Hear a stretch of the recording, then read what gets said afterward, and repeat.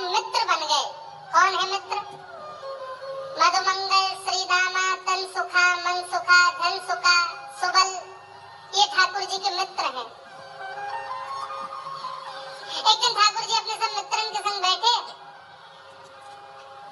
और मित्रों के संग बैठे हुए ठाकुर जी बोले, भैया कल से हम लोग सब यज्ञ करेंगे। मधुमंगल, श्रीदामा बोले, क्यों लाला, यज्ञ क्यों करेंगे?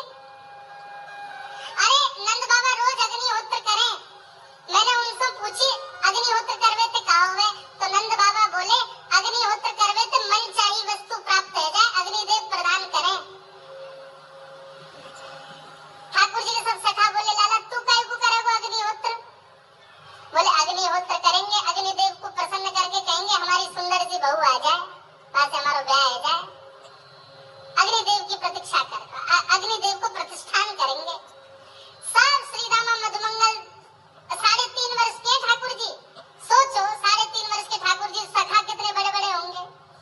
नेक से सबरे सखा बैठ गए, सूखे पत्ता इकट्ठे करके अग्नि प्रज्वलित कर ली, सूखे पत्ता को चूरा बना के आपस में बांट लियो। ठाकुर जी आचार्य बन के बैठ गए और बोले, सुनो मैं मंत्र बोलूंगा और जैसी कहूँ स्वाहा सबरे डालियो, और नेक भी यदि तुमने चूक करी ना, नेक भी मैंने स्वाहा बोली और तुमने नहीं डालो तो फिर मोते मत कहियो। यदि तुम्हारी पत्नी काड़ी आ जाए, एक हाथ लूली आ जाए, लंगड़ी आ जाए तो समय पर स्वाहा करना पड़ेगा। सब बाल बाल बोले, जो कहे वो लाला सो करेंगे, तू करवा। ठाकुर जी ओम नमः स्वाहा, सब स्वाहा, सब एक संग डालते। हे श्रीदामा तू देरी से डाले, देख लियो लंगड़ी आ जाएगी तेरी बहू, अग्निदेव को प्रसन्न करो। इस प्रकार ठाकुर जी सब ग्वाल बालों के संग खेलते हैं। ग्वाल बाल बोले, लाला यज्ञ तो है गयो, अब ब्राह्मणन को भोजन के काजे बुलाओ, यज्ञ के बाद ब्राह्मण भोज होना चाहिए। सही ठाकुर जी अपने सब ग्वाल बालों की उंगली पकड़ करके पूरे गोकुल में जाते हैं, ब्राह्मणों के घर जाकर के कहते हैं, आज नंद भवन में बढ़िया उत्सव भयो है, बढ़िया यज्ञ भयो है, भोजन के काजे शाम को आपको परिवार सहित आना है। सबन को निमंत्रण दिया मैं। अब महाराज नंद भवन से जब निमंत्रण आता है तो ब्राह्मण लोग ब्राह्मणी से कहते हैं कि आज चूल्हा मत जलाना। क्यों?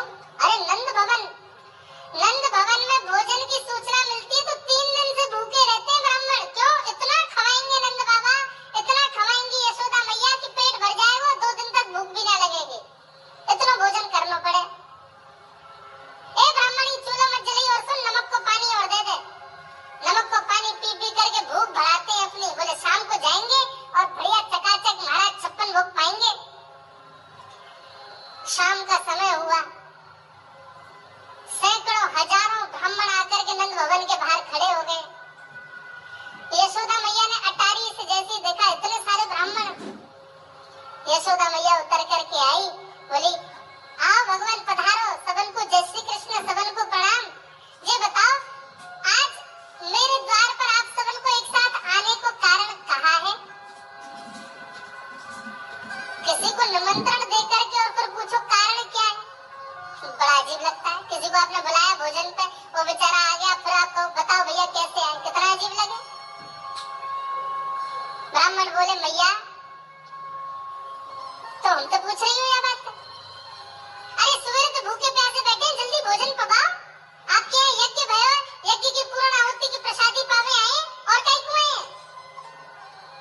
यशोदा मैया बोली, कौन सा यज्ञ, कब भयो यज्ञ, कौन सी पूर्ण आहुति? ऐसा कछु ना भयो हमारे यहाँ, आप लोगन को कोई गलत जानकारी मिली है, कौन ने कही आपसे? ब्राह्मणों के नेत्रों में आंसू आ गए, बोले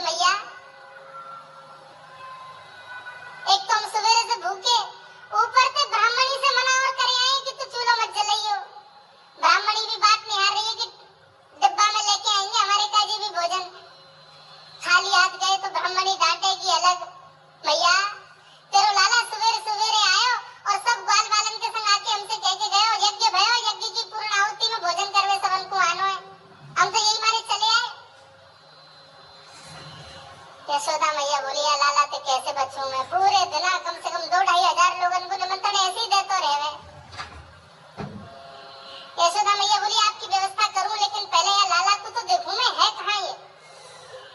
नंद भवन के पीछे बगीचा में ठाकुर जी अपने सब ग्वाल बालन के संग खेल रहे। यशोदा मैया गई, जाकर के बुलाए, ए लाला, ओ कन्हैया यहाँ पे आ। ठाकुर जी ने जैसी देखी यशोदा मैया बुला रही है, लेकिन यशोदा मैया के संग ये कौन खड़े हैं? ए श्री रामा मधुमंगल। बोल हाँ, ये तो सांची में आ गए सबरे ब्राह्मण, हम तो ऐसे खेल खेल में निमंत्रण दे के आए इनको। मैया बहुत मारेगी भैया, मैं अकेला नहीं जाऊंगा, तुम भी चलो मेरे संग। यदि मुंह में एक थप्पड़ पड़ो तो तुम मुंह पड़वाऊंगा। मैया बहुत मारेगी आज। और मधुमंगल श्री रामा जबरदस्ती उनको हाथ पकड़ के ठाकुर जी ले गए। हाँ मैया बता, क्या कह रही? ले लाला, जो जो बड़ा है तो जा रहा हो, तेरी उदमन की सल ना पड़े। क्या किया तूने? बोले क्या किया मैंने? मोटा पता कौन है? मैं ना जानू मैया इन्हें। बोले जे सब रे ब्राह्मण है हमारे गोकुल के, और सब यूं कह रहे हैं तेने इनके घर जाके इनको सबन को निमंत्रण दियो, क्योंकि हमारे यहाँ यज्ञ भयो, आकर के आप सबन को भोजन पालो। भैया तेरी सौगंध खा के कह रहा हूँ, मुझको तो जीव ना पता इनको घर कौन सी गली में। झूठ बोल रहे सब रे, मैंने निमंत्रण नहीं दियो। ब्राह्मण सब बोले मैया देखो कैसे सफेद झूठ बोल रहे हैं आपके आगे।